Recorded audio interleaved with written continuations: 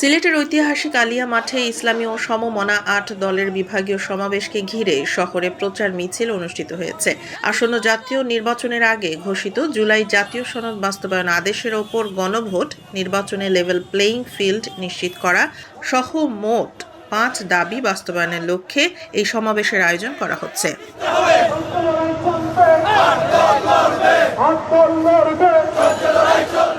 সমাবেশ সফল করতে এবং গণভোটে হ্যাঁ এর পক্ষে জনসমর্থন বাড়াতে প্রচার মিছিলে অংশ নেয় বিভিন্ন সংগঠনের নেতাকর্মী, সমর্থকরা।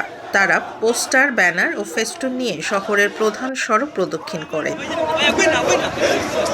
আগামী ৬ ডিসেম্বর শনিবার বেলা ১২টায় আলিয়া মাঠে অনুষ্ঠিত হবে এই বিভাগীয় সমাবেশ। আয়োজকরা বলছেন, শান্তিপূর্ণ সমাবেশের মাধ্যমে দাবিগুলো তুলে ধরাই তাদের মূল লক্ষ্য। আমাদের প্রশ্ন, এই বর্তমান ইন্টেরিয়র গভর্নমেন্টের কাছে যে জুলাই সনদ যদি আইনি ভিত্তি না পায়, কিসের ভিত্তিতে আপনারা জাতীয় নির্বাচন করবেন?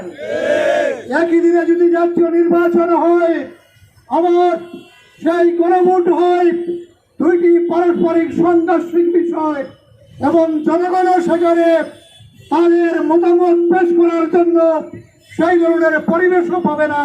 আমাদের পাশের আমাদের অত্যন্ত বন্ধু অনেকে বলে থাকেন এই দেশটার মাথা খারাপ হয়ে গেছে, দিন রাত ষড়যন্ত্র করছে তারা, এবং এই ষড়যন্ত্রের অংশ হিসাবে আসলে এখন একটা রিটও করা হয়েছে যে এই নির্বাচন পেছানোর জন্য।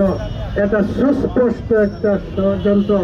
আমরা বিশ্বাস করি এ দেশবাসী এর দাঁত ভাঙা জবাব দেবে ইনশাআল্লাহ।